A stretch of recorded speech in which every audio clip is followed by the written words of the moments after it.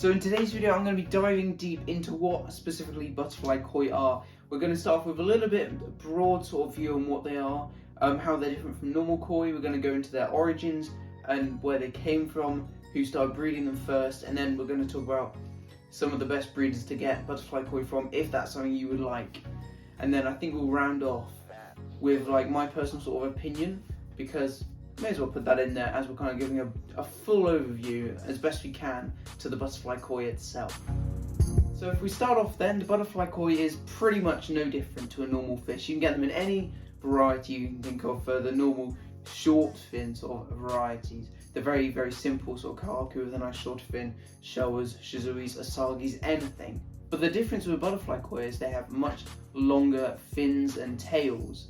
And this kind of causes much controversy between hobbyists on who likes it and who doesn't. So at the moment they're far more popular in America with American hobbyists, and that's where the majority of butterfly koi are. I have seen some in this country personally, but I don't own any. Building on them being very popular over in America, you can look at this through koi shows. In America, in koi shows, there are certain sections for butterfly koi.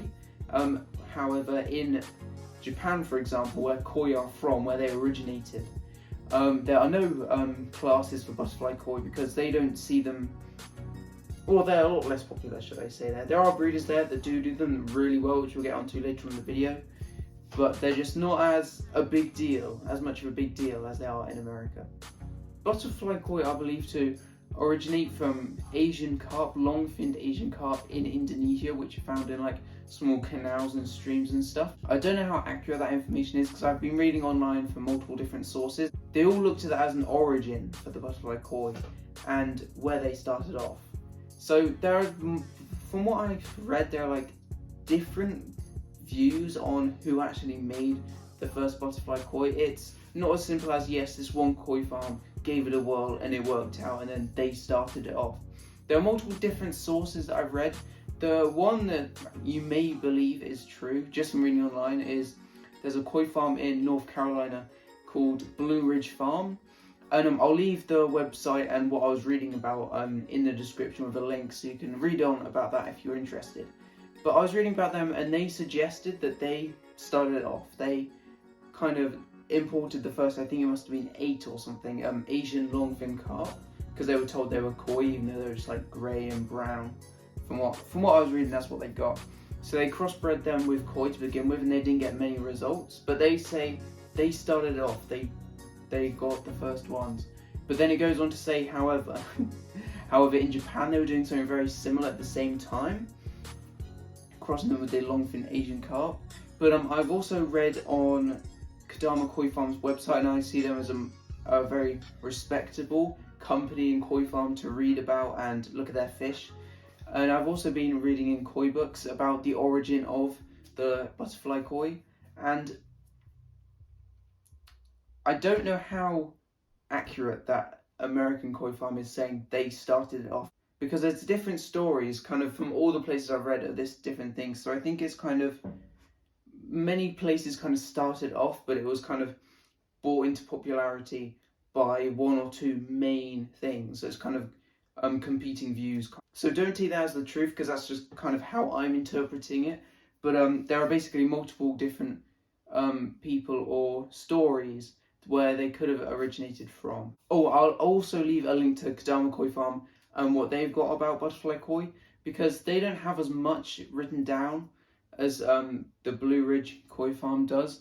But it's definitely interesting just to read through briefly, and you can look on their website, the koi they have available. I believe that is a, don't quote me on this, last time I checked, I think it's based in Hawaii, or, well, it's definitely North America somewhere. But yeah, anyway. So the book I was using to read about butterfly koi was this, Koi number 2. The other varieties, I won't pronounce that because I'll say it completely wrong, but I've been using this to read about them.